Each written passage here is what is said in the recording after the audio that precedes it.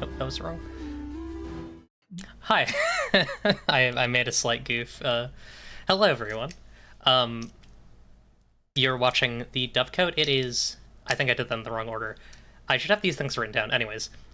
It is July 8th, 7:01 p.m. EST. You're watching the Dovecote episode 34 with Oleander Garden. Oleander, please introduce yourself. Hi, hello. I am Oleander Garden on the internet.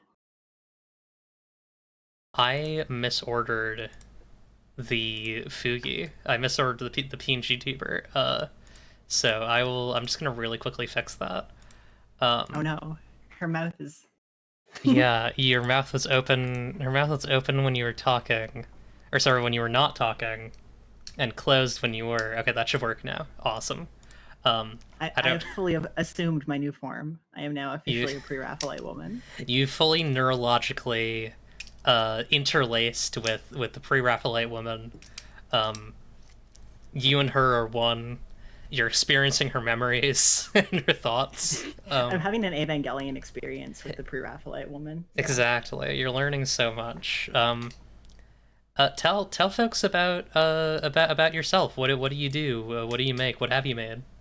I mostly make video games and like RPGs, like computer RPGs, the other kind, and like immersive sims and stuff. And then recently I've been doing more TTRPGs. I did a small one called Against the Apocalypse, which came out in February, I think. And then I'm working on a bigger one called Wound and Waste. Hell yeah. I so I guess for some context, my friend, so like people who know me know that I have a very specific type of shit that I'm extremely into. And so my friend Audiovore sent me Hexcraft Harlequin Fair as a gift, as like a birthday gift a couple of years ago. And I really, really enjoyed it. I thought it was wonderful. And then I think I was trying to figure out how to. I had streamed Hexcraft Harlequin Fair, and I was trying to figure out how to access Harbor Dawn, which I still actually haven't done. And I sent you a message on Twitter, and then I followed you, and it's like, oh, I didn't know the person who made this is also a TTRPG head, and like. From what I've read of your posting, like you have a fairly eclectic taste, right? Yeah, I mostly played like freeform RPGs because I couldn't convince anyone to get a character sheet until like a few years ago, and then I started playing everything. So Hell I yeah. got really into AD&D. Yeah, and I've also mentioned Against the Apocalypse a couple times on this show because I think it's really great. Aw. And I have a lot of specific Against the Apocalypse questions that I want to ask. Oh yes. Okay. Cool. Cool. We might as well start there because I think that's where my brain is right now. So like, I'd love to know what the sort of inspiration was for the game, and kind of like how you came to. Actually, I guess first, do you want to explain to folks what Against the Apocalypse is? Sure. It's a PBTA game that hates PBTA games is how I would describe it.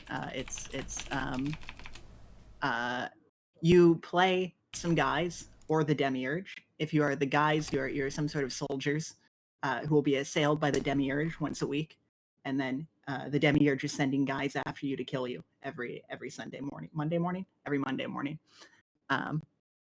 And there's a lot of ballistics rules and pretty much nothing else. And the game tells you to do a lot of math to figure out everything else, basically. Yeah, it feels like a game,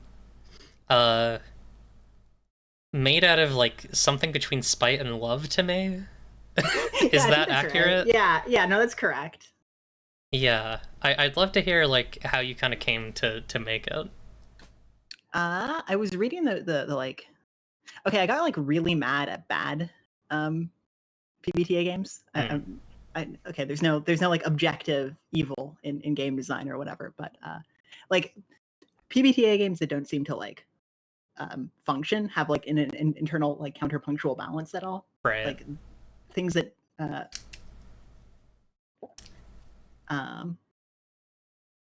games that like don't have a lot of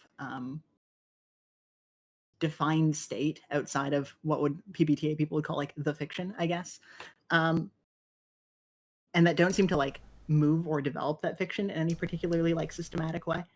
And then I gave Apocalypse World another try, and I started playing Cult, and I was like, oh, you can do this game in like a really cool way. There's like an interesting thing here where if you like focus really particularly on what you are like fictionally modeling, and I was like getting really into Kriegspiel at the time too, like 19th century Kriegspiel, which is also the same sort of deal of like trying to focus really intensely on like data tables and stuff, and ignoring the like fictional space. So I read the Vincent Baker posts, or Barker, I can't remember his name. Baker. I'm terrible. Baker. Okay. On like the PBTA Design Onion, and I was like, oh no, you could totally do a PBTA game that was anti-narrative, that had like nothing to do with like narrative development, and it was just concerned with the fiction in like a different way. The fiction as like an object which can be manipulated like a war game. Yeah. Not as like a narrative space, but as like a simulated space. I love that. I love it's very antagonistic in a way that I really appreciate. Yeah, it's like an anti-narrative game is probably the way to describe it. Yeah, and I it's really interesting that like and it's interesting that like I think you came to that conclusion, because I really agree. Like I think that there is an excess of PBTA games that don't really call back to or like think about what like the Bakers did in their initial designs, and then also don't really have any sort of like narrative movement. It's a very cool game. I'd love to hear. Remind me, what was the other game they were working on? I'd love to hear about that. Oh, I'm working on an Arthurian war game for 300 to 300 people called Wound and Waste. Fuck yes. Which is, I was playing like, do you know like the Dave Arneson First Fantasy campaign stuff?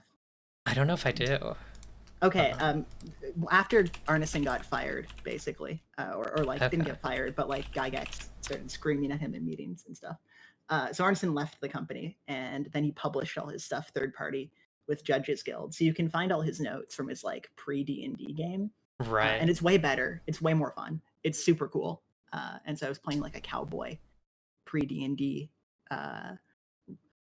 Like and I guess the general shtick is that it's sort of like what we would call like an open table or West Marches thing, but like so not just Bernstein's. I saw someone in the chat, but like his Blackmore game was not at all like how D&D works. Like it worked super differently, and it was basically like a Strategos style war game. So yeah, I was playing that, and then I wanted to do a set of rules for kind of systemizing what that type of game was trying to do, because I don't think there's anything particularly similar to it, where it's a sort of like, it's basically an MMO, and it inspired the first proto MMOs at like mainframe computer games where you could log in like 10 terminals to the same like dungeon at the same time, and they were all queuing off of like that Midwestern post Arneson D&D culture. Yeah, that's really cool. I like the like just kind of reading into this, the emphasis on I feel like we use tactics in a weird way, and I think both video games and TTRPGs, which is like small scale tactics, and this feels like tactical in the sense that it is about tactics. It's about war. Yeah, I think like wargame people use the word tactics to refer to anything with less than like 50,000 guys on each side, which is a funny difference in terminology. Yeah, that sounds fantastic though. I really like the something I've definitely tried to laud on the show where possible is like drawing back into the past for stuff.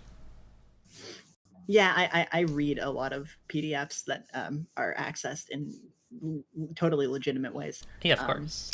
Yeah, and this is like has become my like all-consuming hobby, is like 70s TTRPG nonsense. No one really wants to read anymore, despite the apparent OSR like fascination with this stuff. They don't actually read any of it, and it annoys me a little bit. And I'm constantly driven by spite, as you can tell. Yeah, fair. How do you feel about FemForce? Femforce? What is Femforce? So is Femforce 70s? I'm trying to remember. Femforce. What is not the comic, the teacher picture. Oh, that was 80s. I still have not read Femforce, to be clear. I know that's kind of stolen valor.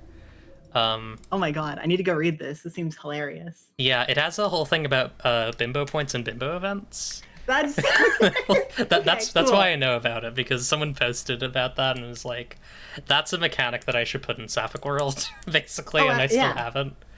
All games should have. I mean, Against the Apocalypse needs bimbo points. Yeah, someone should. We need a hack of Against the Apocalypse where the Antichrist slowly bimbifies you. Forget bimbification against the Sissy Lord. Yeah. Okay. Oh my god. Yeah, exactly. There we go.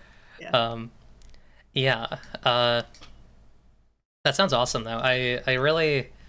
I honestly need to go back and do more thorough reading of older works, because I feel like there's so much to like inspired new stuff from there. So you mentioned that it's 50 to 300. I assume that's kind of the West Marches element. Or 3 to 300. 3 to 300. Okay.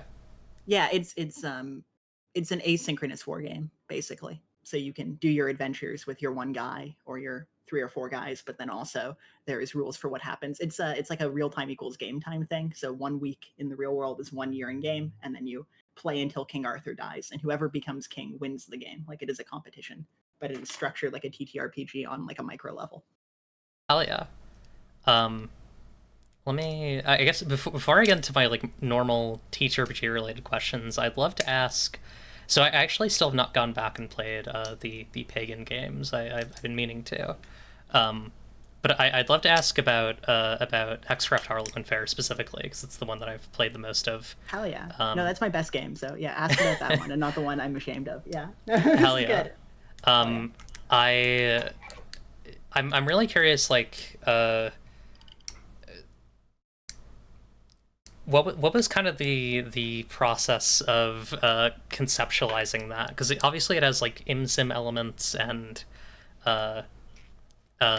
like living, breathing world elements. It's like a little Animal Crossing in some ways, or like Tulip almost. I'd love to hear kind of how you came to that.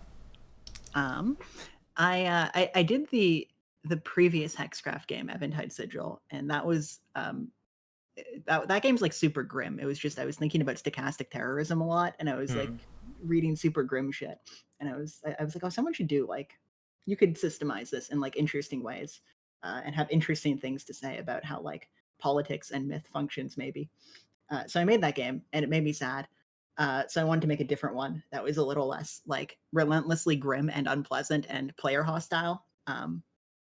And that was kind of Harlequin Fair, was trying to do something that was like, because Eventide Sigil is very like roguelike almost in structure. Like, you have to play it several times to win. There's not a lot of like pre-authored content in it. There's no like dungeons or anything. So I wanted to try like using the form and the systems from Eventide Sigil in like a more trad RPG format.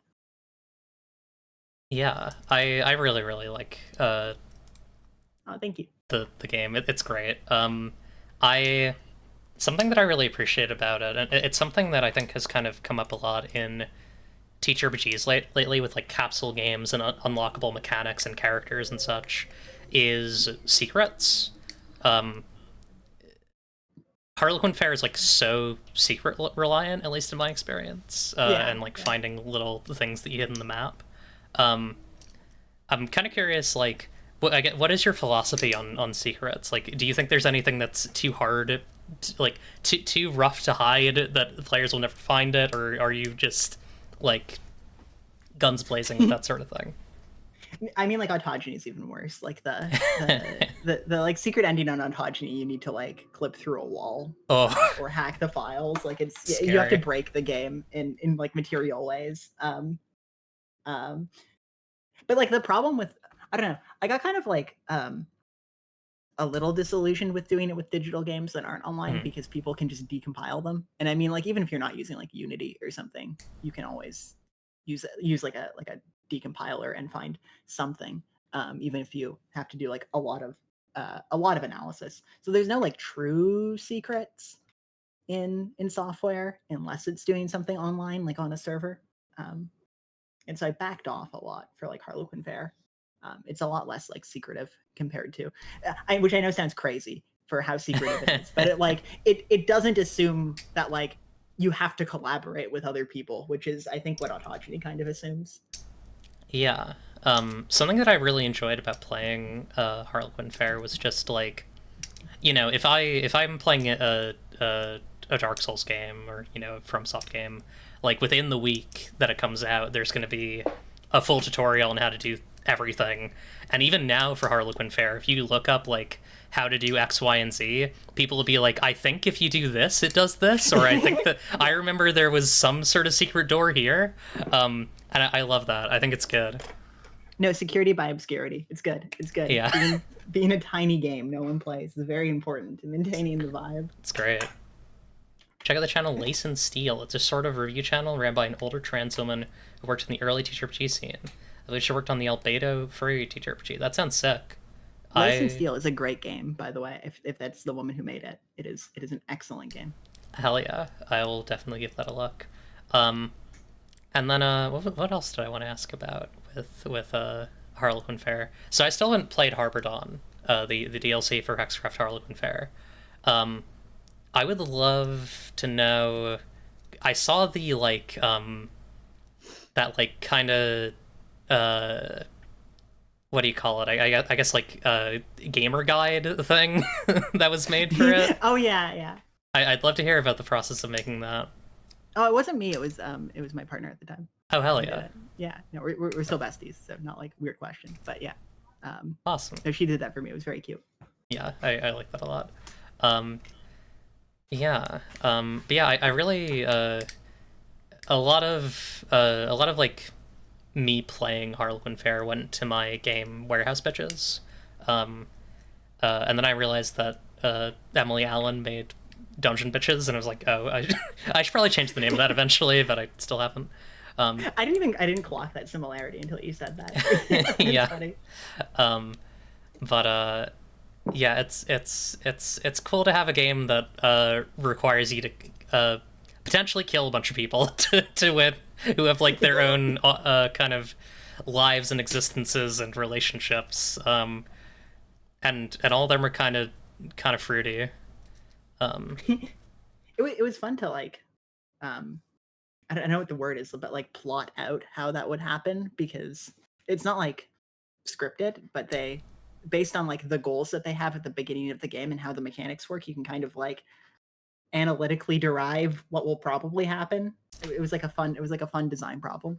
Yeah, it was interesting. My second playthrough, which I streamed, I found myself in a situation where I went in with the intention to really just watch and let them kind of work as they worked, and then eventually I was like in danger because they were fighting, and I just started shooting them. I started blasting. You gotta start blasting. Yeah, it's good stuff. Yeah, but let's go back into TTRPGs. I would love to hear about anything that you are currently reading or excited about or playing recently. What am I reading, excited about, or playing? I was reading third edition because I realized I never actually read third edition today.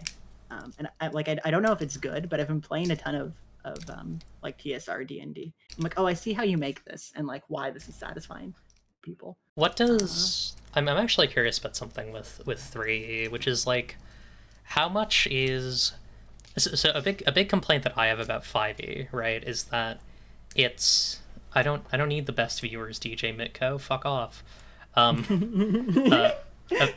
big problem that I have with 5e is that a lot of the writing feels almost placeholder, like it's giving advice because it needs to give advice on certain things.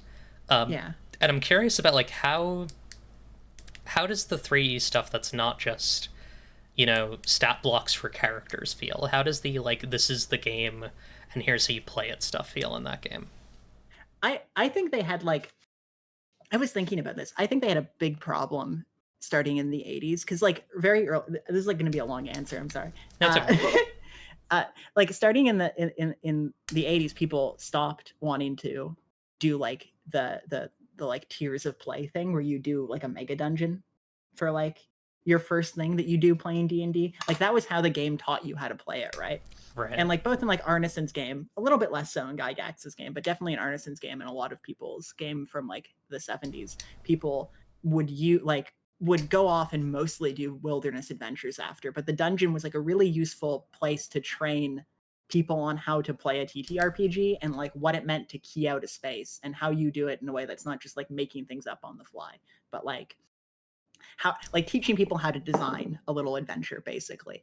And the dungeon's like a really interesting constrained space for that. And I think through a lot of later 1E and then 2E, they had a tremendous problem like trying to teach people how to do that without telling you to just do a dungeon for the first few levels because they knew no one wanted to do that anymore. And I think 3's interesting for how they like just accept that it's going to be an encounter-based style of game now. It's not going to have this tiers of play thing. It's not even essentially like dungeon focused necessarily, and it has like a lot of rules on how to like structure an experience and how to like design a world. A lot of the stuff that was in like the 2E world builders guidebook ends up in the 3 DM's guide because they think like, oh, this is useful stuff for teaching you. The challenge rating stuff works way better in 3 than it does in 5e. Like, yeah, that makes sense. CR in 5e is not good. Pathfinder 2e is even better than it. Like, yeah. You shouldn't be doing decimals in challenge rating. Like, you have, it should be very easy to like assign, each player a certain. Players have levels that are at numbers. Derive something from that. Yeah, and it's like almost prescriptive in 3. Like you will have this much. This level of challenge must happen over one level. You need to have this much challenge rating split into encounters this way. It's like super. Like 3 is a game you could play solitaire the same way 1E is a game you can play solitaire because it has so many prescriptive rules on how things have to happen. Yeah, that's good. It's fun. I like it. I like games I can play solitaire. Yeah. What else are you thumbing through or playing? I've been playing 2E. I've been playing some 2E D&D. Nice. I've been playing. I've been screwing around with 1E plus Player's Handbook or 0E plus Player's Handbook, which is like 78 D&D. That's fun. And then for non D&D, I've been playing Phoenix Command plus Twilight 2000 with someone, which has been great. I love ballistics rules. This is. Oh, okay, interesting. Phoenix Command? Yeah, I've never heard of this. I honestly. Sorry, go ahead. Yeah, no, go ahead. It is like the game was made by a guy who does ballistic physics like for a living. Like he's like a rocket engineer now. He like put something on Mars. I think he quit TTRPGs in the 90s. And so it's just the most complicated gun rules you will ever find. Yeah, it's interesting like the degree to which people talk about what's that like Apollo TTRPG? Which one? Apollo 47 Technical Handbook. Yeah. Which is like a page or two of game and then a bunch of technical guides. I think like people talk about that as kind of a unique like what do you call it? Like a unique like creative vision. But I mean it is, but like I feel like it's also very much drawing from like these sort of games that included a lot of like ballistics information. Yeah, I've like I made a little spreadsheet so I could figure out how he derived everything in Phoenix Command from like the joules of that's how I ended up doing Against the Apocalypse with just that data, because in Phoenix Command it's abstracted into like 1 to 10 scales and stuff, so it's a little more easy to understand what's happening, but it's totally just ballistic physics. It's just accurate to how real life works.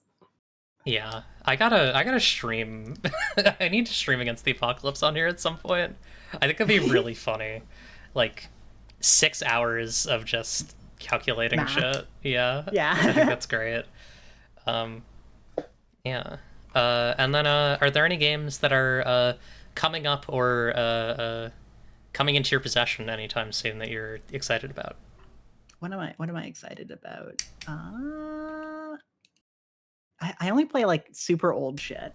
That's so This is valid. this is a That's problem. that's why I Yeah. said coming into your possession because I Coming into my assumed. yeah. Yeah. Oh, I got a copy of Swords Path Glory finally, and Oh, the Lawnmower Man RPG, which are two more obscure games by the Phoenix Command guy, and you can't even pirate them in like a normal place. that's wild.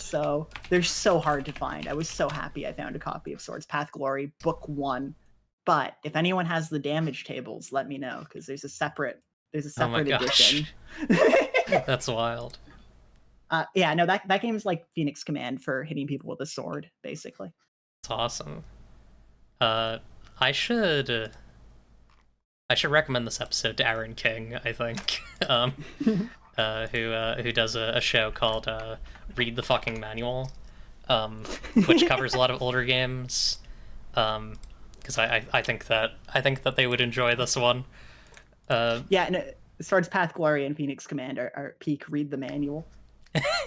Yeah, exactly. Um, Okay, we're at about a half an hour. I think it's a good time to. I have not brought any of my birds out. They're all gone. All my birds are gone. Oh no. Let's bring in the interview bird. Delayed. Oh no, wait. I didn't. I failed. No, no. Oh, why did I do it this way? It's fine. Everything's fine. Bird. There we go. That's Entrera, the interview bird, and coming in from a beautiful.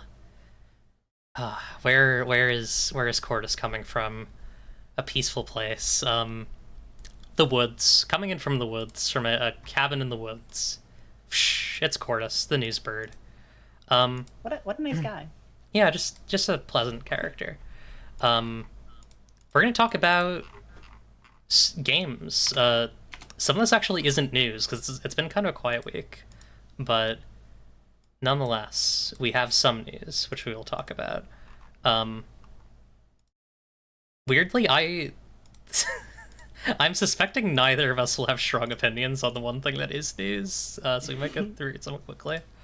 Um, the 2024 nominees for the Ennies, which is the what does that spell out?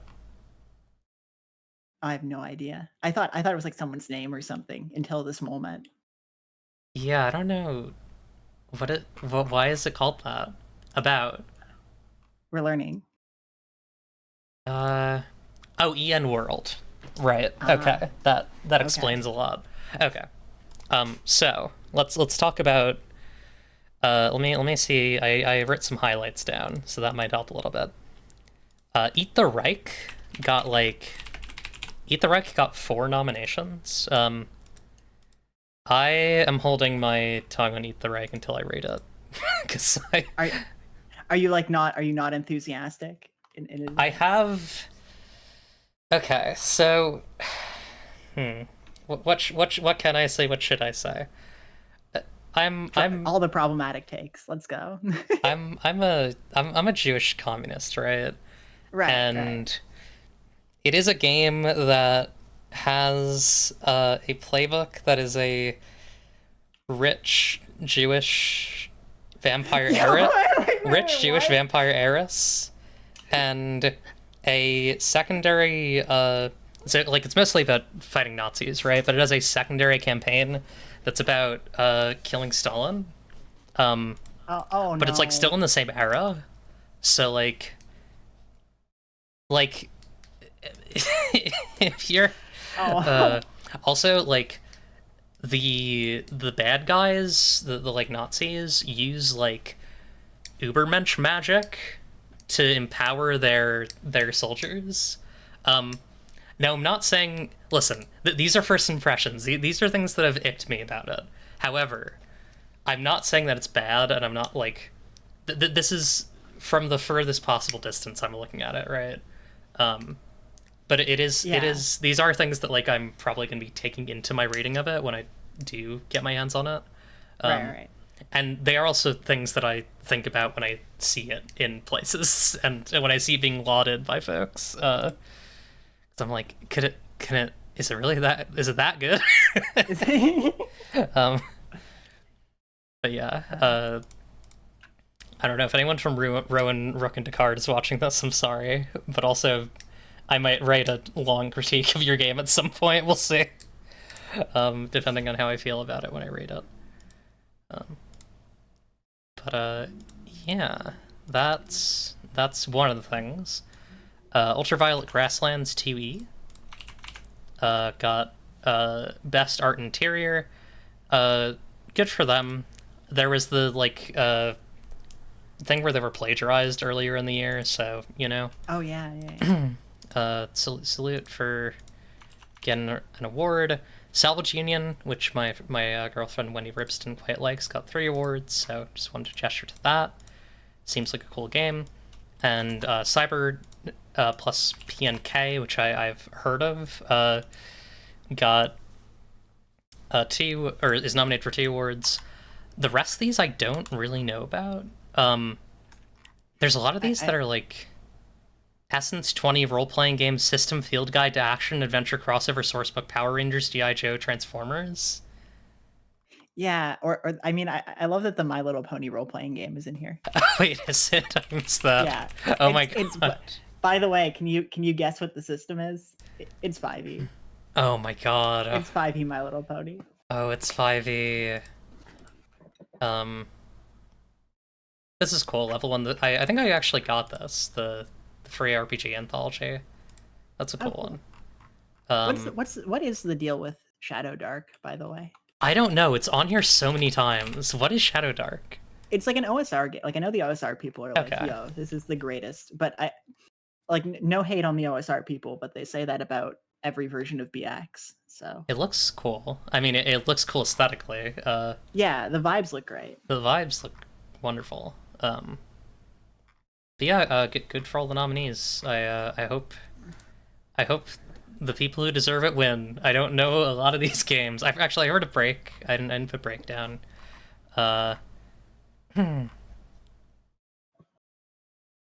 Yeah. I know about VTM.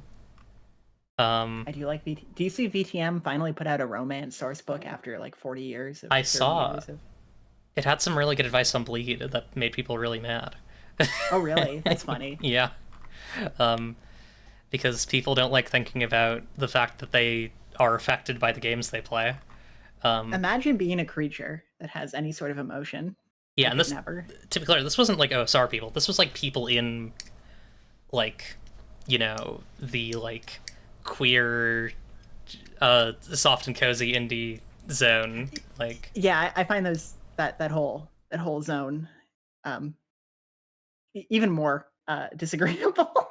Yeah, So. I'm definitely adjacent to that, but I'm also like, when people see what I'm actually planning on publishing, they're gonna throw up. Like, no, that's perfect. Yeah. You're a Trojan horse candidate. Exactly. Candidate. Yeah. And not to mention, like, I think a lot of the people who folks associate with those sorts of things are as fucked up, if not more than me. So, ideal. Okay. There are spikes poking up from under the soil, and I'm very excited for them to break free. But yeah, that's that. I don't have much to say about the Ennies. It's another like popularity contest type thing a little bit, but at least they have judges, so thumbs up. But also, I'm kind of hesitant to complain about popularity contest stuff right now because like the Crit Awards are going through their whole thing with Gen Con, and I want to show them critical and unmitigated support at this time. But yeah, that's all I got on that. Do you have any thoughts on any of this? No, I don't have any takes. I gotta be honest. A lot of my like cute games revulsion is just because the video games, cute games people are very strange to me. I find them very Yeah, odd. that's fair.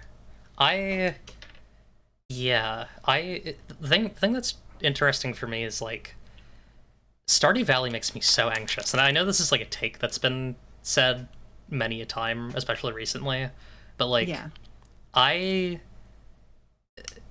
second to second I feel less anxious playing something like like Elden Ring or Right. let me find something that's like more normal or less like less I don't know something that's a bit less accessible. I don't know, Caves of Cud or whatever, Path of Akra, like Yeah, that like sort Dwarf of shit. Fortress or Dwarf whatever. Yeah. Fortress, yeah. Like I would much rather play a game that I can like that I'm not worried about every single hour, where it's like, am I getting the right fish for the season? I need to fill up my collections. Stardew Valley's the ugliest game. I don't know. I think the art style's fine. Um, if you don't plant the right crops, your farm won't make it through the winter.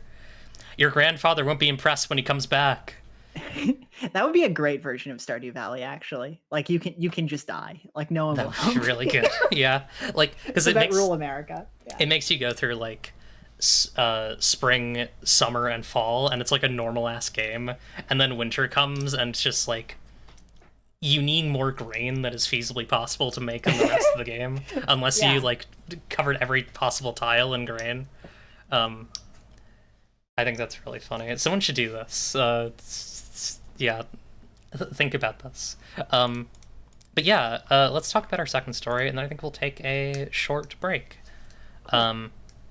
So there was no additional news, so I was like, hey, there's a topic that I've not really had a reason to talk about this year.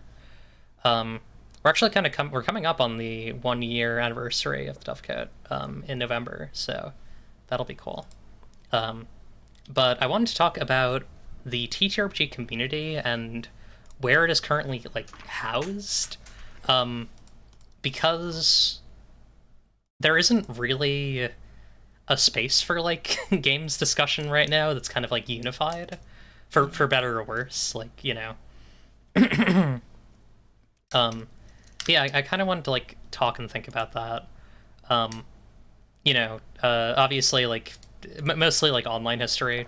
Kind of like the history moving from blogs to Google Plus, then to Twitter, and now Twitter kind of sucks for RPGs. So it's like I don't know where anyone is.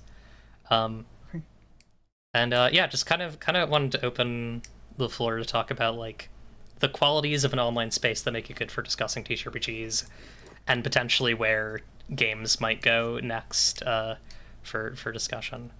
I don't know. Do you do you have any thoughts on this?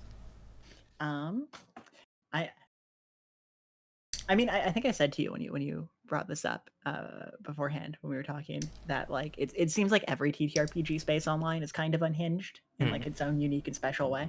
Uh, like I don't know why that happens exactly, but there does seem to be like this whole like particular communities developing particular patterns of language and theory, quote unquote, and like thought that like so totally like structure the discussion. It's almost like I don't know. It feels like walking into like analytic philosophy and being like, oh, why do you guys all talk different than everyone else? Right. Well, like there's like completely different like ways of even discussing what like TTRPGs are doing. I don't know if that makes it just hard to talk to each other or if it's like a product of like general media illiteracy. Because like, okay, not to sound like nuts about this, but like if we were talking about novels, right, it would be kind of weird to be like, oh, I'm a big book fan. I've read 10 books, right? But like for TTRPGs, that actually puts you like way above the amount of stuff people normally engage with, right? On average, like 50 books would be like a lot of content. Which I think probably makes it kind of hard to have like coherent cross domain conversation between genres and stuff. I don't know. Yeah. No, you're definitely right. Let me. I have a tweet about this, and I wanna locate it. Um, where is that tweet? I retweeted it recently, and I added the quote tweet to it. But it's basically oh god, hang on. It's about FemForce, technically. Here we go. Here's the tweet. I'll send this to you and also put it up on the stream. So the tweet goes. This is good. This was kind of a trend at the time that it happened for other media, and I said, person who has played 20 TTRPGs. I didn't truly love role-playing until I played Wanderhome, a collaborative storytelling achievement that changed my life. Person who's played 200 TTRPGs. You guys should hop on Super Babes, the FemForce role-playing game, 1993. And then I also added, I know the template is 2000/200, but that's for movies, and I think people just play less TTRPGs. The people I know who have played many TTRPGs have played at most like 350. And I was talking about Jeff Stormer there, to be clear. Kind of the Spider's George of playing TTRPGs, because, you know, they play another one like every week for Party of One. Yeah. It's interesting. I definitely agree that, like, I think that is an element of the lack of literacy is part of the reason why there isn't really a through line of language and philosophy in games. And I also think like the big rock in the middle of RPGs that is D&D, that is kind of a separate thing, but is also kind of stabbing and poking the thing with its many jagged tips, is real. Like, I think about how, like, I see a lot of people get into TTRPGs, like making TTRPGs, and their first games really rely on assumptions that they inherited from Dungeons and Dragons.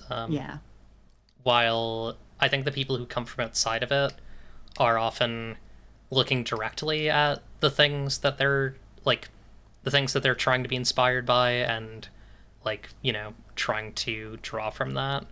Have you seen those like forum threads that are like, in a D10 based system, how would you handle it? It's like, what does that mean? Right. Man? Like, what is that? Yeah. What type of D10 base? Are we doing a pool? What type of pool? What does a pool mean? Right. This was an issue. I was playing a game that a friend had made, who's a big, or sorry, not a friend. I was playing one of Wendy's games. I can just say one of my girlfriend Wendy's games. And there was something about a D10 pool, and everyone who was playing with her was really confused, because, like, her understanding of what a D10 pool meant was very different from ours. And yeah, I think, like, the language is inconsistent. People are trying to invent new words all the time. Words get, you know, reappropriated. Like, I think about, you know, the Jacasian being bastardized to Xandrian or whatever. Yeah. Oh god. Yeah. So it's hard to be, like, consistently on the same page. And I think, like, when Twitter was at its biggest for TTRPGs, we did have a lot of those sorts of conversations going on. Those sorts of, like, misunderstandings, I think, is a very soft way of putting it. Right. But people just being absurdly cruel because, like, someone said something that was generalizing about RPGs that they disagreed with because it's not how their tables go. Yeah. Yeah, I like that we still have a System Matters fight every 2 months. Yeah. Somehow. Despite people not really being on Twitter anymore, they get on, they hear the bells, they hear the war horns. Lancer guy said something about system again. It's time to go. Yeah. Yeah. In an alternate universe, you were talking about this topic, but for war games, and only 3 words have changed across the multi-generational gap. Yeah. True. Yeah. I mean, like, yeah, board war games have this problem with like hex encounter is so totally its own thing, Mm. compared to like historical miniatures war games, and it's two communities, like they don't talk to each other. Also, everyone is like 55 plus, which is Oh yeah, a good detail. that's good. I love that. I love the like age variance. I think in TTRPGs is really interesting. Where like there are this is what my friend Jay's game 7-Part Pact is about, which is about wizards, but it's basically about this, which is like there are so many grognards, and they have so much power in ways that like you don't often realize until it's too late, until they're like acting on things. Yeah. Has anyone ever well, made a game that uses cards instead of dice, in quotes? that's really that's my funny. favorite thread. That I mean, the other good one is: has anyone ever made a game where injuries do something? Um, I mean, I think it's kind of funny that there's now enough people who have only played like kind of indie narrative games and 5e that there's some indie narrative game stuff that is like, has anyone ever made a game where you care about how guns work? Yeah, Like, yeah. Yo, what if your modifier could get above a +3? Holy shit. what if instead of advantage you could, like, yeah. Yeah. TTRPG is as much of a descriptor of the entire fare that is thing as video games is for video games. Yeah, I would agree that there's a deep variety in these things Yeah. that I don't think is often reflected by talking about them as a singular thing. Like even like conveyance, I think about like you know there's at least some sort of consistency with like movies, for example, where you were going to the theater or you were sitting down on your couch and you were watching a movie and it's going to be like you know contained in this sort of package, and you're probably going to get it from one of these storefronts, or you know the box office. But I think like video games and TTRPGs, there's like so much variability. And I don't know if that's a natural trait of TTRPGs. I just think that's kind of uh, there's a difference between like you know obviously more youthful things, more youthful mediums will kind of you know naturally kind of have very different and split Yeah. you know types and ways of experiencing them. I mean, and it seems like we don't really have like good words for genre in a systemic sense instead of Mm. genre in like a representative, like mimetic genre. We have lots of words for, like, this is a horror game or this is a, an action game. But I don't think we have, like, compared to like how many different ways literature has of talking about form, right? This is a sonnet and iambic pentameter, but it has it's in a cycle of sonnets with linked lines, and this line is an anapestic right? Like, you can be so precise about how you're talking about form in literature or in visual art. There's so many words about form. um, we don't have stuff for this, in TTRPGs. We just sort of say, oh, like, this is a narrative game. Yeah, I think zine has been very useful for that purpose. Oh, I guess that's more Yeah, like yeah. size, but there's still a formic element there. Um, in terms of video games, I think about like games as service. I think is a very useful form descriptor. Um, Yeah. uh, Ironic since this community is so obsessed with having little terms. Yeah, Yeah, I I mean, like, this, like, it drives me fucking crazy, man. Like, it's so I'm the use of the word theory, like, borrowed from like critical theory, where like you're supposed to make like arguments and read Hegel and stuff to like describe, like, I've made up a thing with with like, I've made up a taxonomy. There's 3 types of game now. It is crazy to me. Like, the fact that you can get away with that is wild. yeah, we have to put everything in little boxes. But I'm also like the challenge is that I can sit here all day and I can be like, God, I hate putting things in taxonomies. Why do we put things in taxonomies? But then the moment someone puts out like a banger blog about like this is what a capsule game is, I'm gonna be on that shit immediately because I think it's awesome. I think No, making new I'm like, words is really fun. I am pro like theorization. I am in favor of descriptive and useful taxonomies, but like one, they should be good and like do things Yeah. and right and like be coming from somewhere. And two, do you know that line in like Deleuze where like concepts are like bricks? You can use them to build courthouses or smash windows. I don't We know do a that lot of line, but that's courthouse good. building. Yeah, we do a lot of courthouse building. Yeah, we gotta build more courthouses.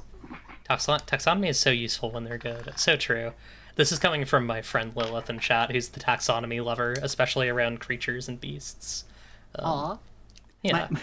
My partner is a Lilith who is very into creature taxonomies. Many Hell such yeah. cases. Yeah.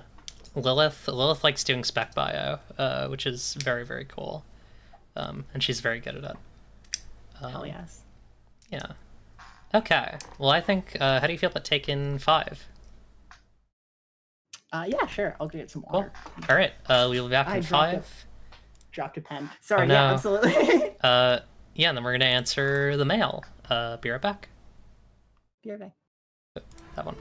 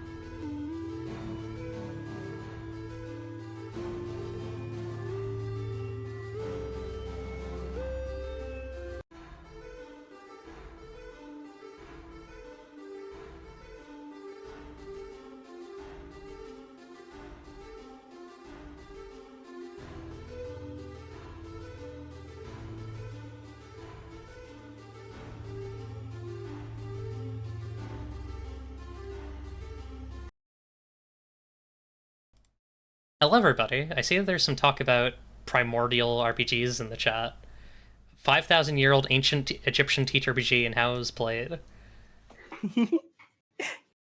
You talk to the God King in your head, you know? Yeah, that's awesome. I like that. I'm gonna become like a bicameral mind freak. Like I Fuck think it'd yeah. be a good type of crank to be. Anyway, sorry. I'm gonna become like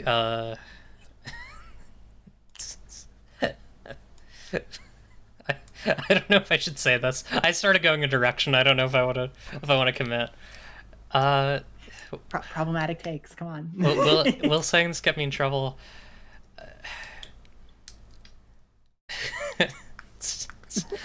I want to be a white black Israelite. I want to be like mythologizing about Yakub, and I also want to I want to be making teacher RPGs where like there's like phrenological classes. Anyways, in our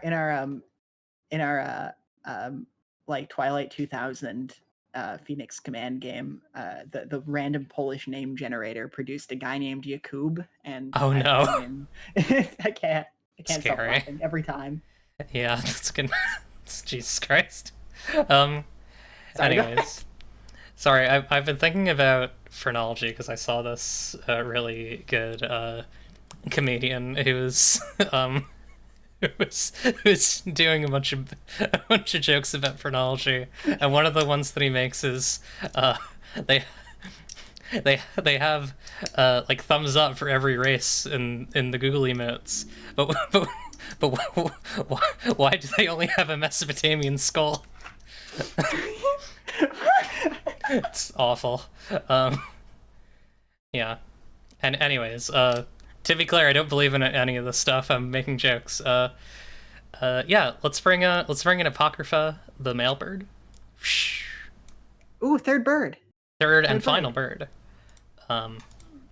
So we have some wonderful questions. First from Cersei, we have a question for Oleander. What would you say the overarching theme of the Pagan series is?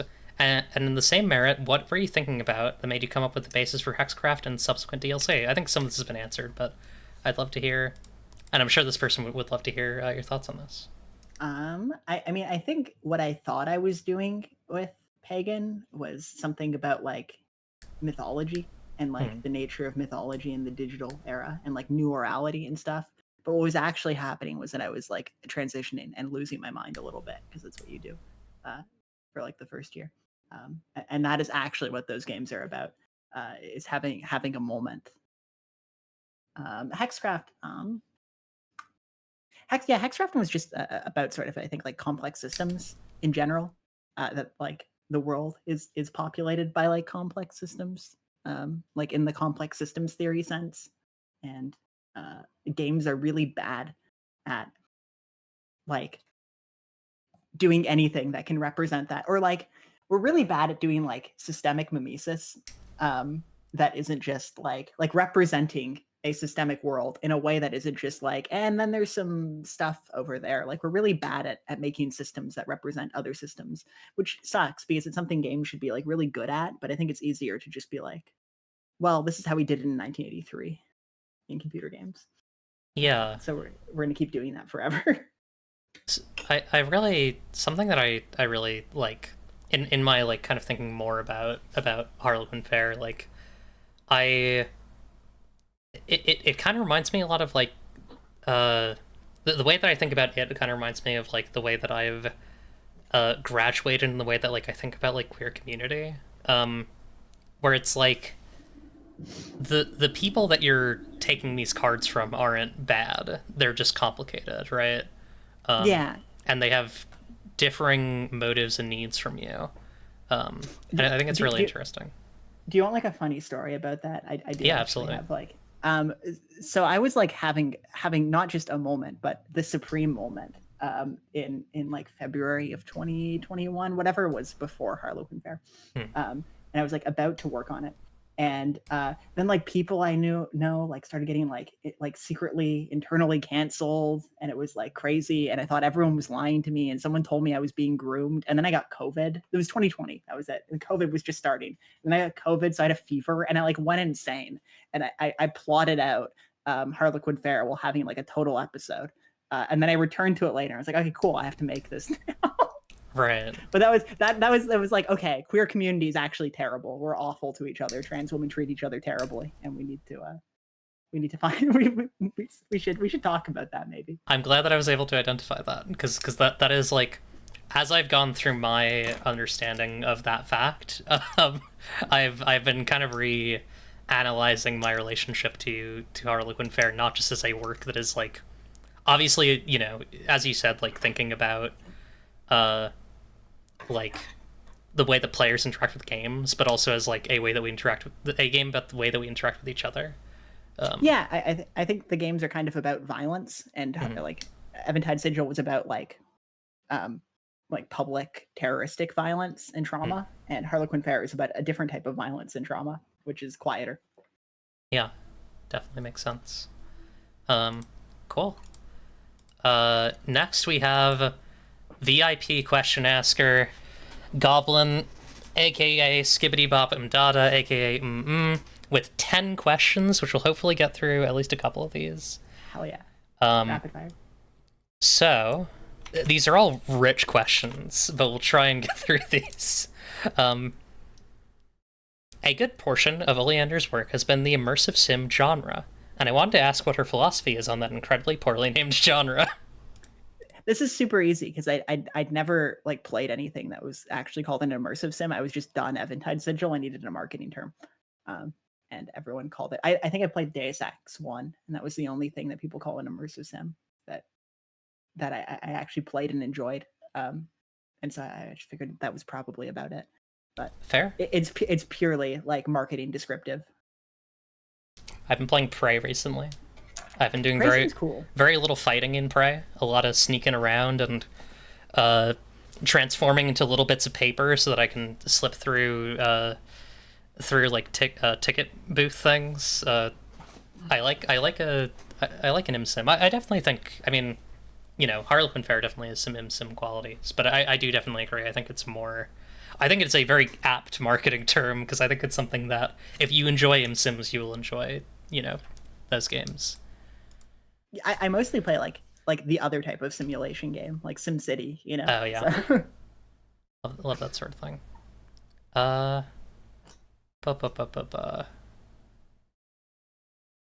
This is interesting. I'm still trying to parse this, but I'll read it and maybe we can parse it together. Immersive sims, from what I, a non-game dev, understand, are largely defined by their focus on the interactions of the game's systems and the player's relationship to those systems. I see overlaps somewhat in how TTRPGs are made, which I struggle to fully articulate. Do you see what I mean? Has this at all influenced your relationship to game making, whether it be tabletop or for computer? I think this is the greatest type of question, which is like several provocations, and then you have to think about them really hard. Yeah, I'm kind of seeing the structure.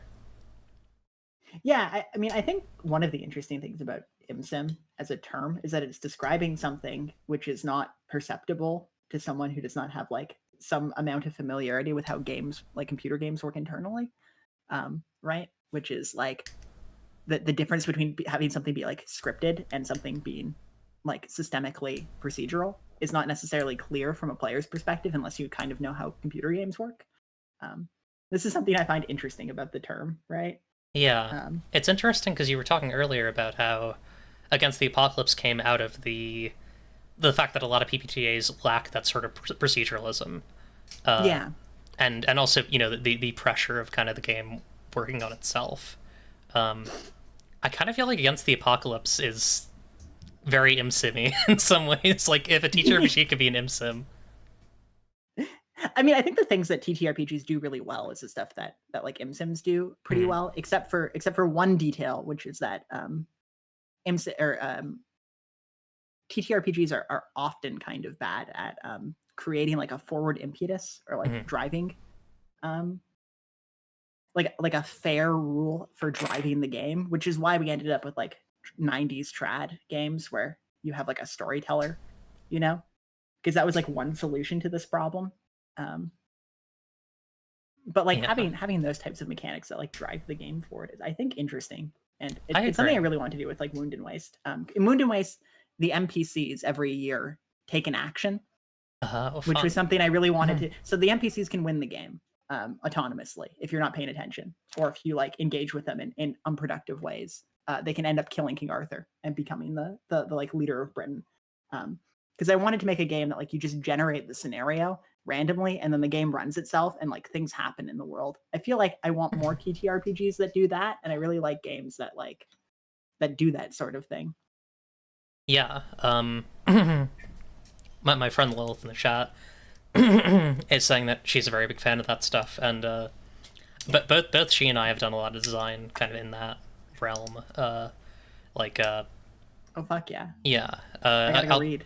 I'll give an example from Sapphic World, which is there's a campaign in Sapphic World called Headless, where the Doyen-driven mad Crown, the Headless Doyen, has declared that she wishes to obtain Freefall Keep, which she once promised to the pagans. And the way that she does that is every in-game month, she takes 2 landmarks on the map that are adjacent to landmarks she already has. And you have to make like a special move that you can only make from Freefall Keep, like with the pagans at your back, each month to try and prevent that. And it's difficult, and it's also like the math isn't really in your favor, so you have to like use the game, like you have to like use the magic and rituals and other tools that you have to beat the fact that the math isn't in your favor. Oh, that's excellent. Yeah. Yeah. Lilith has done similar stuff with like clocks that kind of move forward, and I believe one thing in her game Euphoria 2180 is like a group of bounty hunters that are like slowly building up more camps to hunt down the players. That rules. Yeah. I think more games should do this. I totally agree that I think impetus is like a huge thing. Dungeon World, for all of its problems, had pretty good, like, as Lilith is saying here, campaign systems. Yeah. But they were also kind of unwieldy and relied a lot on GM creation. And I think randomization or pre-written stuff is very helpful in that regard. Yeah, like I think like fronts and stuff are a really interesting idea from Apocalypse World that like didn't get developed very much because it's one of its most like what's the word for this? It's the most interested in like what is happening in the fictional world in a way that a lot of other stuff about the game, like moves and stuff, are nominally fiction first, but they're never actually asking you to like or seldom actually asking you to get super in depth into like, well, this is the particular like physical mechanics of what's going on, or this is how much gasoline the so and so has. I don't know. Yeah, it feels like it was like an unexplored direction. You know? Yeah, it's one of those like, it's like how people make like Minecraft mods where it's like, what if they kept making the game in the direction of like beta 1.7.3 or whatever? Like, yeah. I feel like we need that for PBTA. we need that for PBTA, and we need a version of that isn't the OSR for D&D. Yeah, exactly. Agreed. No, I oh shit, I had something to say and I completely forgot. You're good. But I agree. We need more of this stuff. We need more alt universe. Okay. Next question from Goblin. As a queer person who wants to make art, I look up to both of you, and your ability to make art that is so interesting and, to put it bluntly, good. How are you able to express queerness and articulate so well in your works? Well, one, thank you. That's very sweet to hear. Yeah. And I don't know if you have any thoughts on this first. No. Do you want to go ahead? I don't have any. I was going to give an example from one of your games, which is, my understanding is this isn't a couple, which is like, there's just estradiol around. Yeah. And I think that like so clearly and immediately tells you whose house you're in. And like uh you know, that you're safe, and that like well, maybe not that you're safe, but at least that like you're understood, you're beheld. um uh Sorry, I just I'm me and my some friends are working on a thing called You Are Beheld that people might hear about at some point. But Cool.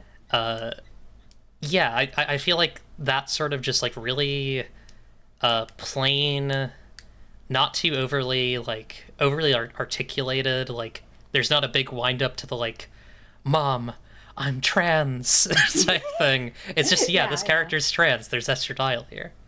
I think it's great. No, I mean I love how in BTM Bloodlines there's just estrogen in your Yeah. in your like that just rules to me. It like sets the tone in a very cute way. Yeah, it's awesome. You also get away with a lot more if you signal that you are like a trans woman and don't hate people, because then you can make a QAnon game like Eventide Sigil and people don't take it the wrong way. So. Yeah. We were talking before this about this isn't really about queer stuff, but we were talking before this about I've been playing Cruelty Squad on stream, and how like the way that uses iconography of like the alt-right and libertarianism, but is so clearly immediately like both satirical and also like there's kind of an undercurrent of like the actual morals of the actual beliefs of this person are so clearly in the work. You wouldn't make something this messy and this you wouldn't make a game that starts with finally woken up from your depression nap if you believe that there should be a 0% tax rate. Right. But when the politician you're supposed to assassinate says, yeah, I think there should be a 0.01% tax rate, you understand where they're coming from. And so I think a lot of it is just like signaling in ways that aren't forwards, signaling in ways that don't necessarily require you to like go ahead and just be like before the game starts, be like, hey, this game believes in X, Y, and Z. Yeah. Like I don't think my games are particularly like political. I don't think I really make like political art. Because I think art is like kind of autonomous of the political in some ways, right? Like you can do propagandistic art, and of course all art is political, but there's a dimension to the aesthetic which is not just political. It has its own sort of like dimension, and I think like a lot of queer art that is bad is capital Q queer art, or that I find disagreeable or like don't like is first and foremost like political and secondarily like aesthetic. And I think a lot of the like really lovely queer art that I enjoy is like interested primarily in some sort of aesthetic process or procedure or representation or something happening internally to the work itself. Like the work is trying to do something that isn't just politics.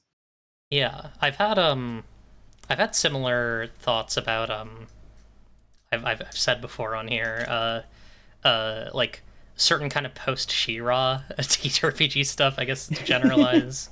Because I don't want to be out here like being mean about the works of trans women on here, but I do think that there are a lot of settings in those sorts of games that rely a lot on the players and the GM having and confirming to each other that they have certain political beliefs. And I don't necessarily know if that's useful, as useful as the mess that I think can be more compelling. No, absolutely. I mean, like,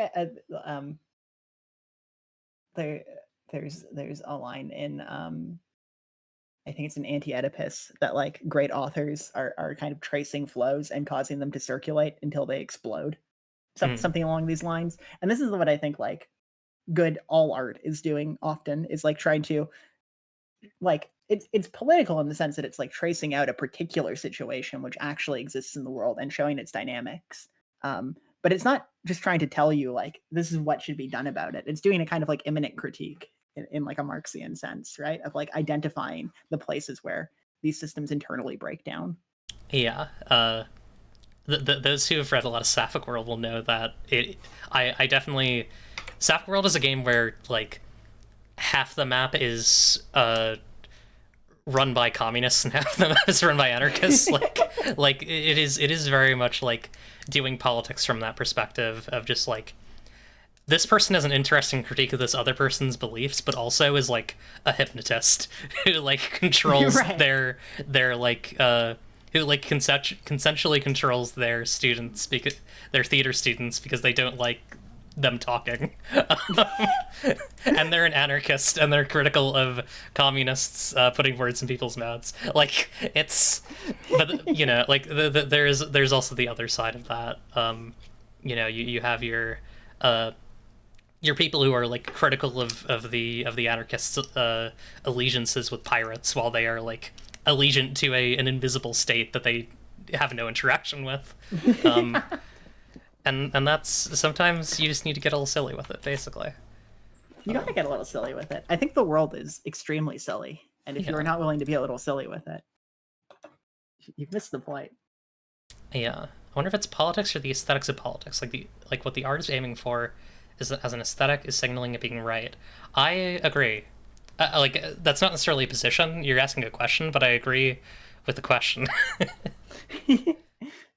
Yeah, I mean, and okay, not to go all Benjamin, but I do think this kind of like aesthetic politics is intrinsically fascist. Like that is just fascism.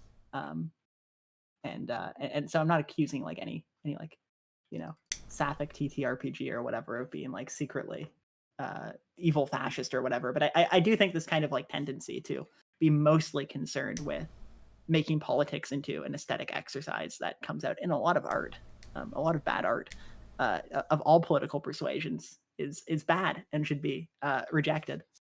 Yeah. Well, I think part of the issue is like people were coming very hot off of like She-Ra being a very good Netflix series.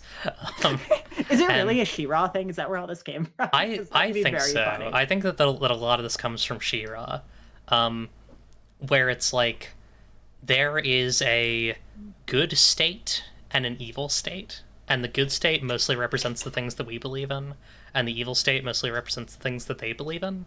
And the good state is utopian except for the potential intrusion of the evil state. Yeah, this is just fascism. Yeah. Okay, cool. And yeah. and there's no fluidity to the good state.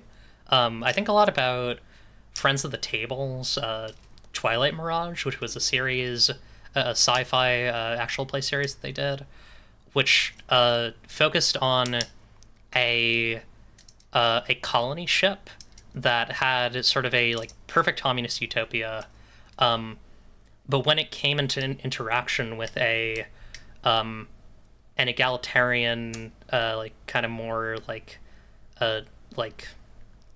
mystical society, it took on a colonial and an imperial like stance. And one of the things that Austin Walker, who's the GM of that game, said was like, utopia is like constantly motion, right? Like there's no stable utopia. And I think I think the opposite belief has really inflicted a pox on the like imagination of queer storytelling that needs to be excised. or at least counteracted. Reject the enemy intrusion into our yeah, exactly. Yeah. I as a bit kind of intentionally made the last bit of that as fact sounding as possible. I liked it. I liked it. I was good. Awesome. All right. We got another question that follows up on the last one. Piggybacking off the last question, how do you express queerness in interactive mediums, especially in things that rely heavily on immersion gameplay and expressions such as immersive sims or TTRPGs? I mean, I'd point towards Esther Dial again. Yeah, I mean, I don't think I ever think about it like expressing queerness. I just think like queerness is a thing which exists in the world, you know, and which shows Yeah. up sometimes, maybe with more frequency than it would in other like works. But I'm not predominantly interested in like expressing it, you know. Yeah, I think that there are ways to, for me at least, because Sapphic Yeah, World because is so you're much more like intensely like yeah is so openly like doing that sort of thing. I try not to be like something that I think my initial scribblings for Sapphic World failed at was they were very reliant on tropes, or like very modern understandings of gender and sexuality. right. And something that I've moved away from that and more towards like historical gender and sexuality. So like I'm working on a hanky code move. I have Oh, there's a ritual called the Ritual of Serving Cunt that's all about creating a fashion trend. Um, I think broadly like thinking from that perspective, and also just thinking about like things that I personally find hot or interesting um, or compelling. There's some Finnish mythology in there. Like, I think, as you said, like, I don't, I don't always think about that sort of stuff, but when I do, it is like alongside 50,000 metric tons of like other mythology yeah, yeah. and thought and stuff that I've just invented, Kabbalism and things in that vein. Uh, that I'm more interested in, frankly. Yeah, yeah. Because there's just No, I not a mean, lot to being queer besides the things that have been done with it and said about it, and you know the care that's been put into it. yeah, absolutely. Um, oh god, we got more immersive sim questions Oh dear. from Okay. Goblin. I found immense Oh joy in yeah. playing games adjacent to the immersive sim genre like Dwarf Fortress, Case of CUD, NetHack, and other strange games. If you're familiar with these games, have you played them? And even if not, through cultural osmosis, have you been inspired by any? I've played a lot of Dwarf Fortress. I've played much Dwarf Fortress. Um, no apologies. It's good. DF is awesome. DF is awesome. I don't play a lot of roguelikes, but like play some. Yeah, Wizardry et al. hell yeah. People know in video games I play them on here. I have played Dwarf Fortress. I play Case of CUD. I play I play some strange things. We love to play games, folks. Um, yeah, cool. Next one from Goblin. Goblin sent 10 as a reminder. Games both in TTRPGs and video games that play with meta and the fourth wall are rare, and even rarer are games that do it well. What do you think hasn't been explored enough? What do you think most attempts miss when trying to be meta? Is Hmm. that true with TTRPGs? I don't know. I feel like TTRPGs are kind of intrinsically like fourth wall breaking sometimes. Yeah, I Like suppose naturally. but like in an interesting way. I'm not saying it's like that question's wrong and bad. I'm like, is that true? I'm trying to Yeah, figure it out. Yeah. I think naturally they are, but not necessarily. Not obstructively.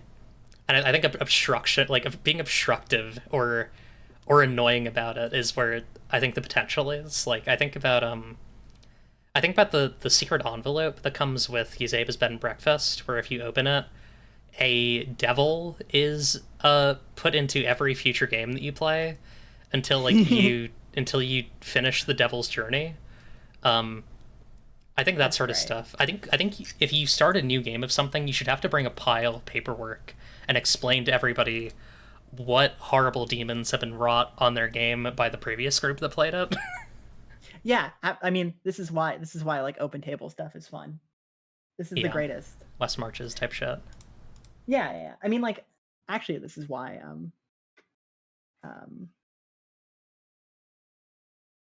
I keep like totally blanking You're halfway through okay. a sentence. But yeah, no, this sort of like sense of historicity to a game world is so interesting to me. I feel like oh, I remember what I was gonna say. It's the I feel like this is like the real time versus game time thing. It's something that was like super common in early TTRPGs and it's now Right. like totally disappeared. Um, like very few people play with like 1 day equals 1 day in game, and that is like Yeah. that alone. I played a bunch of OD&D plus chainmail with like cowboys and the artisan stuff, based on one day IRL equals 1 day in game, and that was so different. It was so weird. Time became like a resource and stuff. Yeah, That's that's not gotta even be a kind big of fucky. change. I can definitely imagine that being being messy. It was great, actually. It was like, okay, I'm gonna stop playing this character for 3 weeks while they make potions, and then I'm going to. It's like a God. I'm trying to think of like what game that's like. The only thing I can think of right now is Warframe because I've been playing that recently. You gotta send you gotta have Ordis building some fucking Yeah. Children Prime or whatever. Cool. Yeah, I think meta is really interesting, and as Oleander said, definitely like kind of a thing already, but I think there's some interesting space to explore it further. Where do you think TTRPGs have stagnated in both the wider community and in the indie community? Have you seen any games that have pushed that have been innovative in that area? I'm not sure, but I guess yeah. Okay, I think I understand. I like Emmy Allen stuff for kind of trying to cross the like PBTA OSR cultural boundaries. I feel like if we've stagnated anywhere, it's in like creating these firm cultural zones of like this Yeah. is. I think building that sort of stuff is good. I think like, or breaking those walls down is good, is what I mean. Like building those bridges. Yeah. TTRPGs need to take inspiration from Clash of Clans. That's scary, goblins. Don't say that. Oh no. Don't say that in my chat. Yeah, I would agree. I also think like, I really don't like. I've said this so many times on this show. I don't like big text blocks that explain what a move does and how you might use it. Right. Yeah. I think the move should have concise and evocative enough language to give you a good sense of what it does on its own.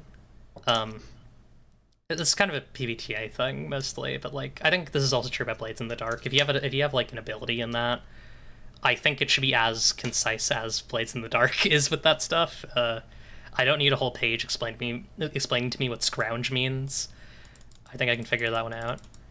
I feel like a lot of it comes out of like the more you want to distinguish it, like if you have a lot of generic moves, which anyone can do, you don't really have this problem. Like Cult has its 10 main moves on like 2 pages. But like the more you want to be like, oh, this is the thing that only this playbook does, trying to like delineate that in a way where it won't cause problems for everyone else. It's like, what do I do if only the cowboy has a gun? What do I do when I shoot my gun that I took from him? You know, like. Yeah. Did you ever watch the that video essay that was about It was about the Root TTRPG, the Severance TV show, and ABA like psychiatry. No, I gotta go watch that now. It's that kind of bad. Oh no, okay. Because it compares it's like weirdly stalkerish because it's like the person went back and like looked at years and years of stuff that a specific game designer had done because they were like involved in ABA therapy at one point.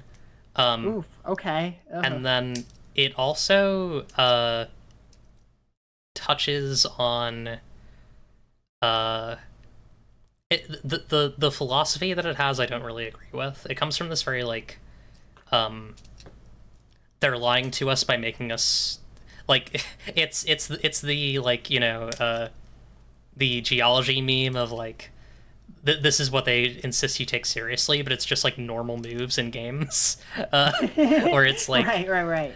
It's kind of dealing with that problem that you mentioned, which is why I'm bringing it up, where it's like, you know, Root has X number of moves, but then there are moves in the playbooks that affect what happens when you do certain things. And the person's understanding of that was, oh, if I'm not playing the knight, then I can't have a horse that I ride, right? Right. Which is and not of course that's not how, what's meant. Yeah. It's if you have a horse and you are the knight, then interesting things will happen. There will be interesting consequences for writing.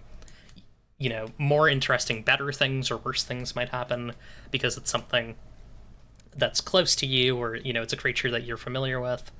And so, yeah, I think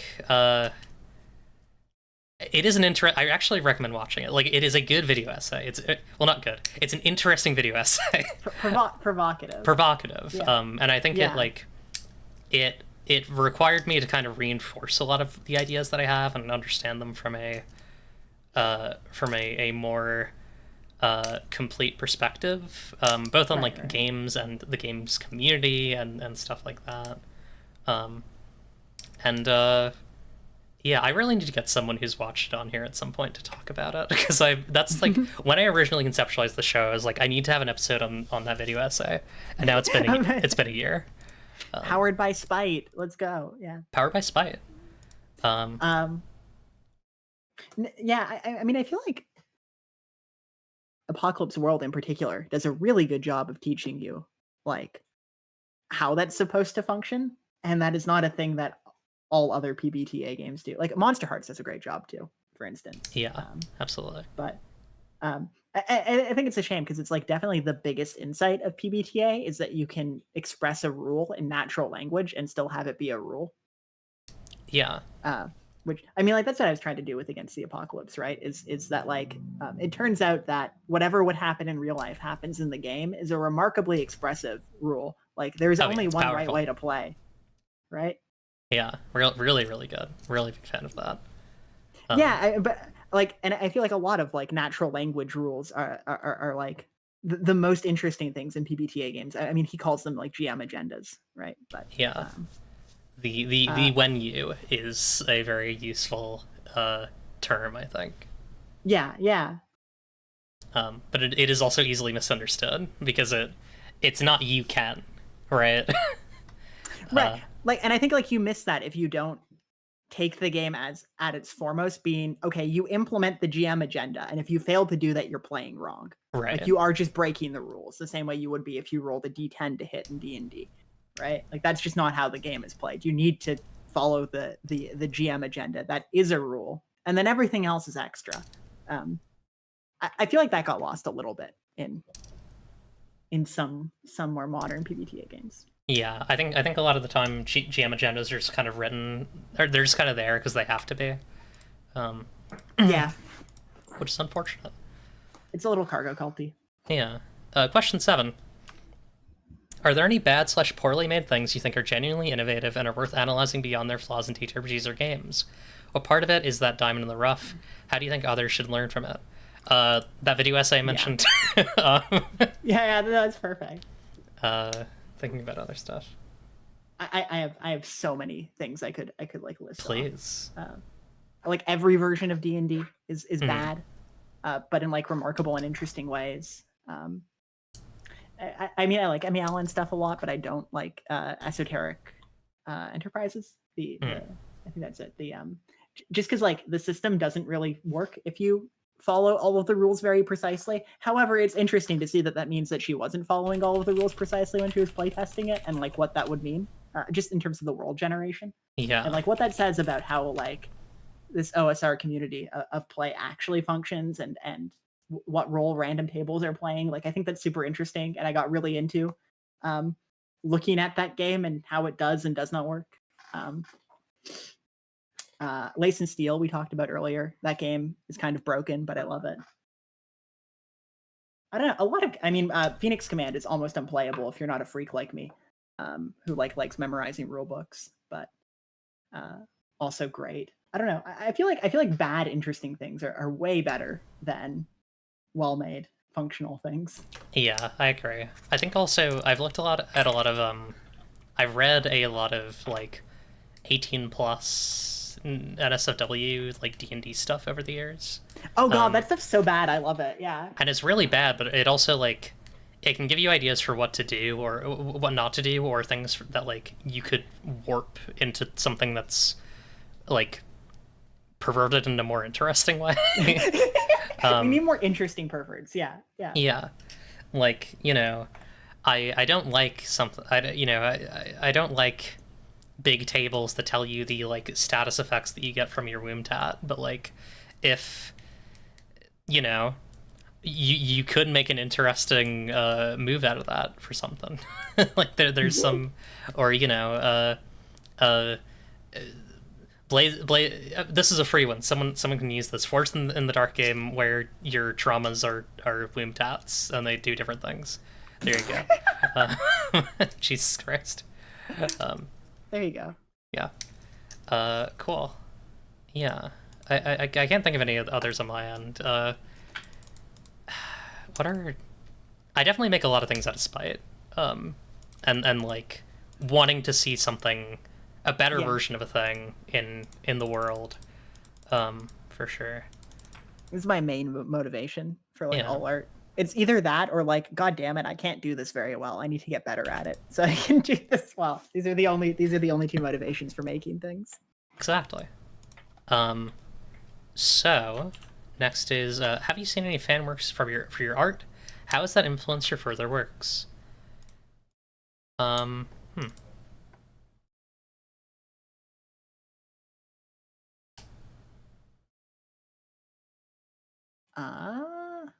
mean, I've definitely seen people like draw stuff or stuff inspired by my games, like even loosely, which is super cool. I don't know, warehouse pitches is cool. Hell yeah. Hell yeah.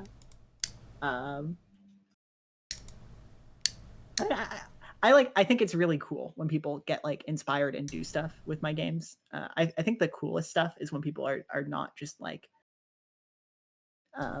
it's not just like fan art and stuff, but when people are like, oh yeah, I made my own completely different game and it was loosely inspired by this. Like that always makes me very happy. It makes me extremely happy when I've entered the tapestry of people's brain on some level. I agree. I really like that. My first guest on the DOVECOTE actually made Piper Venera made a game that was using the like same structure as my game, Destroyed Valley. What is the full title of Destroyed Valley? It's yes, Destroyed Valley, a magician's fable of Roblox Kingdom Life 2. Which I was really happy about. That's great. Yeah. And then I know people make Sapphic World stuff sometimes. That makes me happy. Yeah. I like to see it. I do always think about speedrunners too. Sorry to. Oh yeah. Are people speedrunning your games? Occasionally, like people, there'll be like 2 or 3 people will play one for a while and like compete and then stop. So it's I don't know. I go back and watch them when I realize someone's done like Harlequin Fair speedruns or something. Hell yeah. Cool.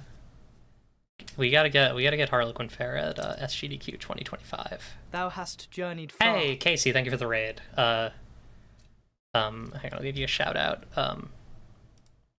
But yeah, let me. Okay. Let's do. There's like a couple more questions here. Let's see. Actually, this is the last one. Let me see. You know, I'll just post this and we'll discern. We'll decipher it together. Art can be misinterpreted very easily. What piece of your art has been misinterpreted in ways that baffle you so much as inspiring? And if that hasn't happened yet, what misinterpretation of a piece of art has been stuck in your head the longest? To clarify, I mean misinterpretation of a work you've seen that wasn't from you and has baffled and influenced you. I mean, people think Pagan Autogeny is a game about being yourself, which is the craziest thing I've ever heard. And I appreciate that people have somehow found that in there, because to me, it is a game about making yourself. I think it's very funny that I've heard so many people say it's like a game about finding your true self. That's very funny. That one drives me a little bit crazy because it's like, no, the whole point of the game is that there is no true self, etc. Someone recently who was very, very nice said a thing about my art that really struck me the wrong way. That I think it was a misunderstanding. I wish I could like turn this into a different sentence so that y'all can't find what I'm talking about. Yeah, they said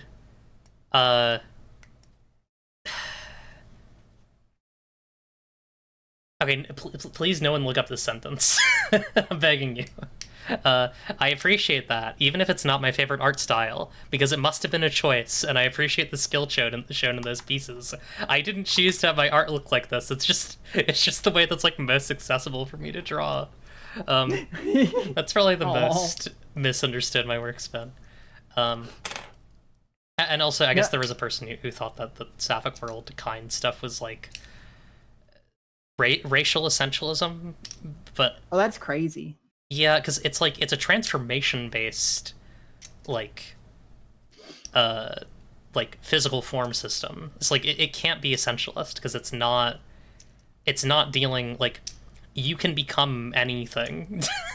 Like it's by like nature not essentialist.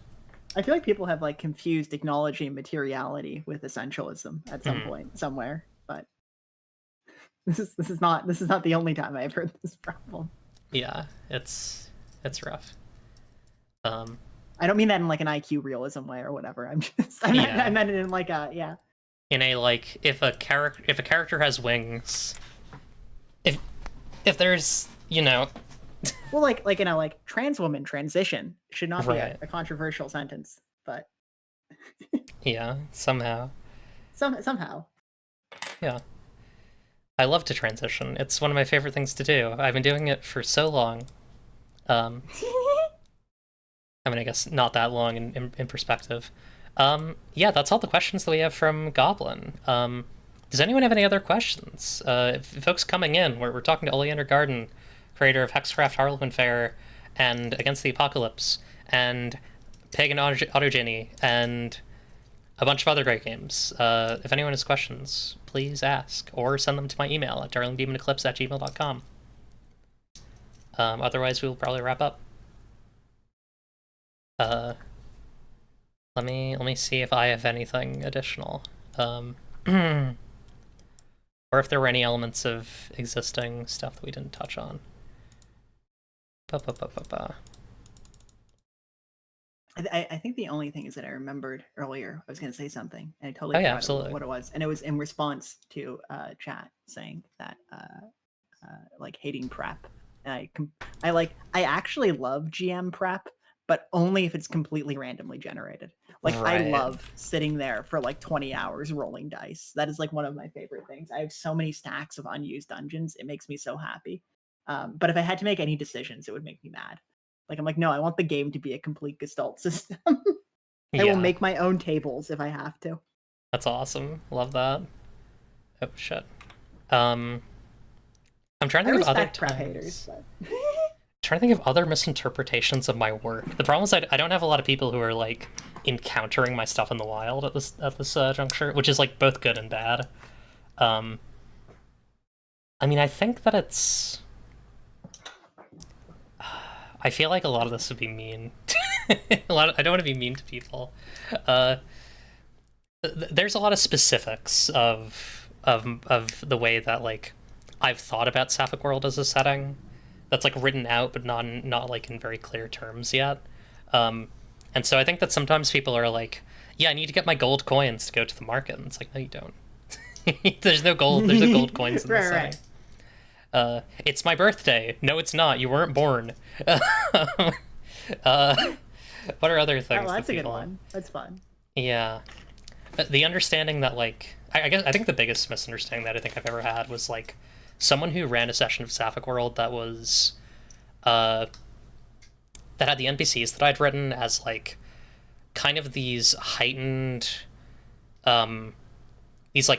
characters that, like, the players could barely touch, and then like had a bunch of random NPCs who kind of filled in the gaps, and like I've made enough of them that you're not supposed to have to do that. That like dear. You should be encountering these characters because these are the interesting ones, right? Yeah. But yeah, those are. If I had to think of some more robust ones, those are probably them. I have a question for you, actually. Yeah. How do you feel about setting specific like TTRPGs? Like what are the interesting challenges of designing a game like that? Because I feel like there was a lot of like extremely specific setting RPGs in like the 90s especially. and now that is like relatively out of fashion, and I think they're really interesting. Yeah. I think something that's notable is like Vincent and Maggie Baker made Apocalypse World, and it was like, you know, it was good when it came out. Right. And even they eventually realized that like the most compelling way to make moves in PBTA was actually to make a whole ass setting for them, where Right. a move could say, the mouse collective comes to take your taxes or whatever. Right. Yeah. And like that's kind of what Under Hollow Hills does. And so a big thing uh a big thing for me in designing setting specific games, which I'm like pretty like, I think my two things at this point are my games are like really fucking horny, and uh and two, that there's like a lot of them are setting specific.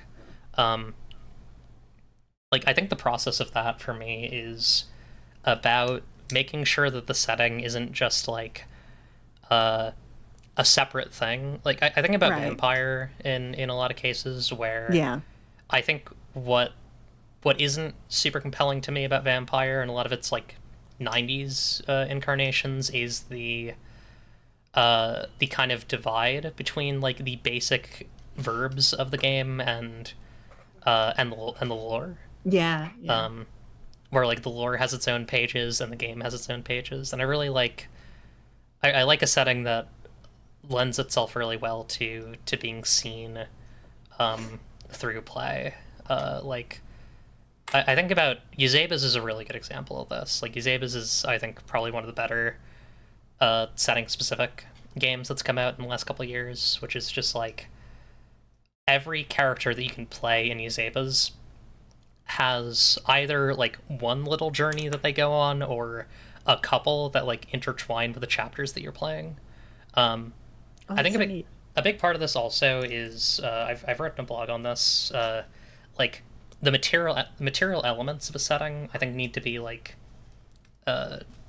pretty well laid out. I call my theory for that treasures, realms, and guys theory, which is that like there should be treasures, there should be realms, and there should be guys. And like these things have their own kind of unique and distinct purposes, and they should like interact with each other. It's like I'm working on a new game called Flechette Paradise, and that is going to be in a like predefined setting. So your guys are the NPCs you're going to encounter, the playbooks that you're going to play as, and then your treasures are weird guns that you're going to use, augments that you're going to use on yourself to assassinate people, and then your realms are like fucked up little mega malls and giant cruise ships that are floating in space and stuff like that. And I like the idea of those being like written out in ways that are compelling and have mechanical consequences, and are also easy for the GM to like pick up and play. So that's kind of my No, yeah. that's my whole bit on that. No, this makes sense. This is a good spiel. Hell yeah. I've been thinking about VTM in particular a lot because I love the VTM setting, and it seems to be like a bleed engine for people. I don't know why or what it is exactly about VTM, but if you play it with the right type of person, they just like, hi, this is my character with your dead name, and your character has my dead name, and like it's like, what's going on? And I'm like super, I don't know. I got very into like 1E VTM and like what was this game actually trying to do, and like what are its mechanics actually trying to incentivize. And I think there is like an internal structure there that the game just does a terrible job of explaining. Yeah. With the way like stories are supposed to work, and how time specific they're supposed to be, and how time specific waking up is supposed to be at like different times based on your humanity, which affects how much time you have to hunt. So if you're constantly under threat during every story, and that's what a story is supposed to be, there is like an action economy in the game, and it totally works. But it can't explain this to you for some reason, and instead it just turns into a bleed simulator. Right. And I really want someone to make a game that like makes those two things work together well. Yeah, a game that manages the structure of it and the the emotional devastation of it all. I think would be great. Cult's close. Cult is very close. But... Yeah, makes sense. Cool. Cool, Well, thank you. yeah, I think we'll wrap up there. Thank you so much for coming on. This was a really wonderful one. Some really great discussions here. No, yeah, thank you for listening to me yell about TTRPGs from the 70s, which is my favorite hobby. Yeah. Do you have anything you want to point folks towards? I am on Twitter as at Void Hyacinth, Oleander Garden. Get you. I'm on Itch.io as Oleander Garden. I think you can kind of find all my stuff there, more or less. Here we go. I'm just gonna. I have a website actually, oleander.garden. If you want to find me easily, oleander.garden is like the link hub. Fancy smancy. Yeah, did you know there's .garden? That's sick as hell. I should talk to some people about maybe grabbing a .garden because that's good. Cool. Cool. Thank you so much. Yeah, thank you. What is this? Sorry, friend. Friend of the show, Doc, just sent me something about Bionicles. Ooh. So, yeah, we're gonna rate Sophie Baby, who's playing Voices of the Void. Go say hi. Go enjoy that. And I will be back next week with who do I have next week? Who are we? Who am I bringing on? Barclay Travis of the game book club. I forget what that. I'm so sorry. I'm so sorry, Barclay. I forget what this show is called. What is? TTRPG book club. Yes. Okay. So be sure to check out that episode, and yeah, see you all next week. And also, I'll probably be playing Cruelty Squad on Friday, so be there for that. All right. Bye, everyone. Remember, if you don't like what you see, you can change it. It's up to you, really. Goodbye, good luck, and have fun!